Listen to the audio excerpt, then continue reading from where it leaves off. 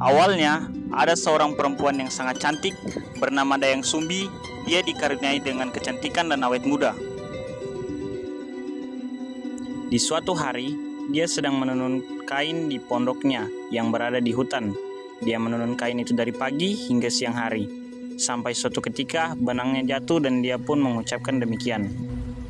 Ah, betapa membosankan hidupku di sini. Seandainya ada seorang pangeran yang mengambil benangku yang jatuh, aku pasti akan menikahi.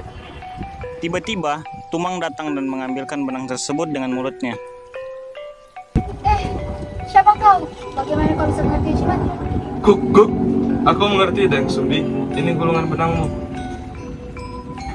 Terima kasih Tumang, karena kau telah membantuku, aku akan menepati janjiku. Jika kau seorang pria, aku akan menjadikan suamiku.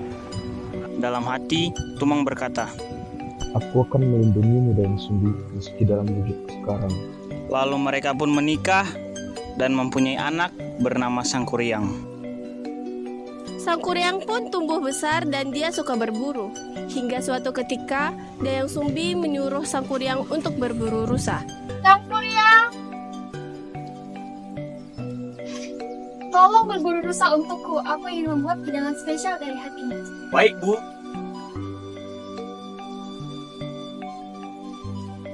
Beberapa lama Sangkuriang berburu, tapi dia tak kunjung dapat seekor rusa pun. Dan itu pun membuatnya frustasi dan kehilangan harapan. Pada saat bersamaan, dia pun melihat Tumang. Kemana semua rusa itu pergi? Saya sudah berhari-hari mencari mereka, berburu, tapi saya tidak menemukan satu ekor pun di sini.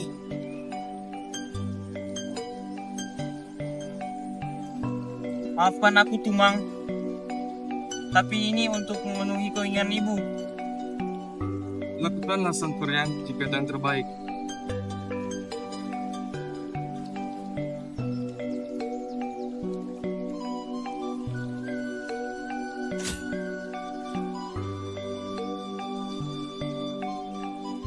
Lalu Sangkuriang pun pulang dan membawa hati Tumang ke ibunya dengan sedih hati.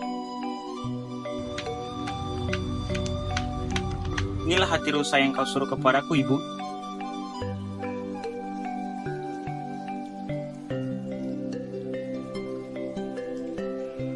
Sang ibu pun mencari Tumang dan menyadari bahwa hati yang telah dibawa oleh Sangkuriang itu adalah hati dari Tumang.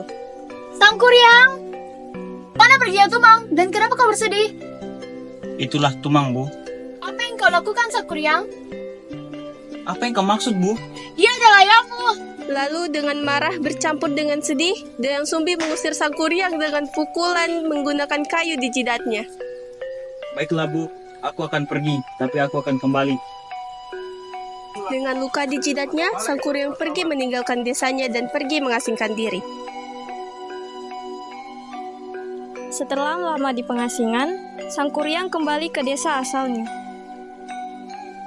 Sesampainya dia di desa itu, dia pun melihat seorang wanita cantik yang ternyata adalah ibunya.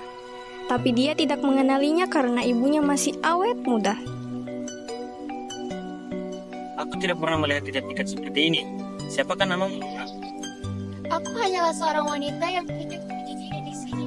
Tidak ada yang istimewa dariku. Setelah beberapa lama bersama, Sangkuriang merasa semakin tertarik dengan perempuan itu. Dia pun merasa bahwa ini adalah takdir yang mempertemukan dia dengan jodohnya.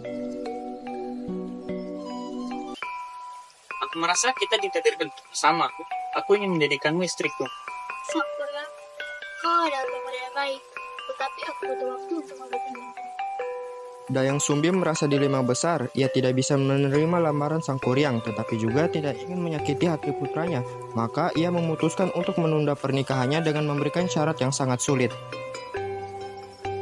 Beberapa hari kemudian mereka pun kembali bertemu. Jadi bagaimana? Apakah kau sudah memikirkan tentang lamaranku? Sangkuriang, ini tidak mungkin. Aku adalah...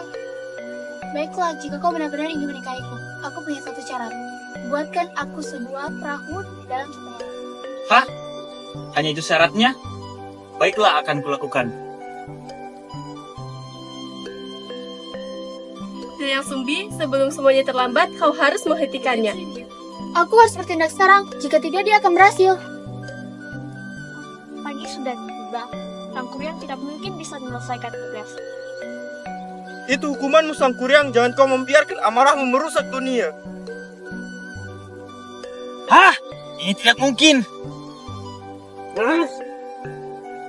Takdir memang kejam, tapi aku tidak akan menyerah. Kenapa ini terjadi kepadaku? Pertemuan kembali Sang Kuryang dengan ibunya sampai akhirnya ada namanya Gunung Tangkuban Perahu.